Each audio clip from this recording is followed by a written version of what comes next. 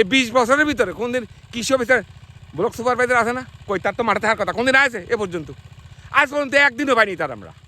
এই বীজ দেয়, সার দেয়, কম দিয়ে দেয়, ওই যার সাথে লিঙ্ক আছে তার দেয়, যার জমি জমা কিছু নেই সে পায়। আমাদের অভিযোগ, আরও অভিযোগের শেষ নাই। 1200 টাকা সার কিনলামে বাড়িল 2100 টাকা বস্তা।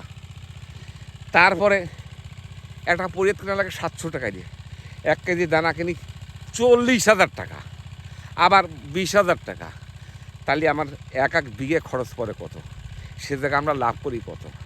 কে আমার সার ওষুধ, ওরে বাপ, এবার তো ওষুধের দাম আছে, চরম আকারের দাম আছে। একবারে এক পাইপ ওষুধ দেবো, আমার 3,000 টাকা খরচ হয় একবারে।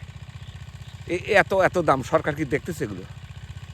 এগুলো কি সরকারের কোনো বিএসটাই অনুমোদন আছে যে আমাদের কী দিতেছে, আমরা কি কিনে আনে পিজির জন্য দিতেছি? আমরা তো আশায় করে দিতেছি আমরা অনেক পাবো, এই লাভে দিয়ে কই আমাদের সেটা তো হইতেছে না। সব ভুয়া কোম্পানি, বেশিরভাগই ওষুধের ভুয়া কোম্পানি। এগুলো সরকারি কর্মকর্তা যারা আছে, কৃষি অফিসার যারা আছে, দেখবে না আমার কালো খালি কৃষি অফিসার আছে, আমি কৃষি অফিসার আজ পর্যন্ত আমি আমাদের মাঠে পাইনি। এই 20 বছরের ভিতরে কোনদিন কৃষি অফিসার ব্লক সুপারভাইজার আছে না? কই তার তো মাঠে থাকার কথা, কোনদিন আছে এ পর্যন্ত? আজ পর্যন্ত একদিনও পাইনি তার আমরা। এই বীজ দেয়, সার দেয়, কম দিয়ে দেয়, ওই যার সাথে লিঙ্ক আছে তার দেয়, যার জমি জমা কিছু নেই সে পায়। সার বীজ সে পায়, সে নিয়ে বিক্রি করে দেয়, কিন্তু অরিজিনালি কোনো কৃষক পায় না। এবারও দেখলাম পাইছে যে যার 100 টাকা জমি চাষবাস নেই সে পাইছে দানা, সে পাইছে সার, কিন্তু কৃষক তো পাইল না।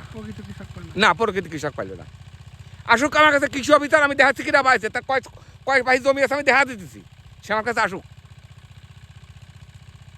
এই যে কাজগুলো সবই দলীয়করণ, সবই ওই যার সাথে মিল আছে শুধু সেই, তাছাড়া আর কোনো দিক তার লক্ষ্য নেই।